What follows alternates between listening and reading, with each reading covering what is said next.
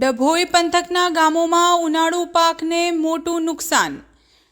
કમોસમી વરસાદ પડવાથી ડાંગર, જુવાર, બાજરી સહિતનો પાક પલળી ગયો।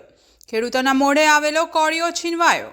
હજુ પણ કાળા ડિબાંગ વાદળ વચ્ચે ફરી વરસાદ પડે તેવી શક્યતા। મોટા પાયે જુવાર, બાજરી, શાકભાજી સહિતના પાકને નુકસાન।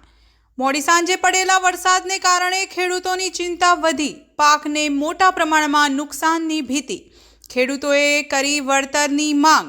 અચાનક પડેલા વરસાદને કારણે ખેડૂતોની ડાંગર, જુવાર પલળી જતા મોટા પાયે નુકસાની। નવપ્રવાહ ગુજરાત ન્યૂઝ, ડભોઈ। ગઈકાલે જે વરસાદ પડ્યો એમાં અમારો ઉનાળુ પાક ડાંગર જે તૈયાર થયેલો ખરામાં પડ્યો અને બધો જ પંદળી ગયો છે, તો સરકારને વળતર આપવા માગ કરીએ છીએ। એનું યોગ્ય તપાસ કરે અને એનું વળતર આપે એ અમારી માગ છે। વસઈ ગામમાંથી નિલેશ પટેલ બોલું છું।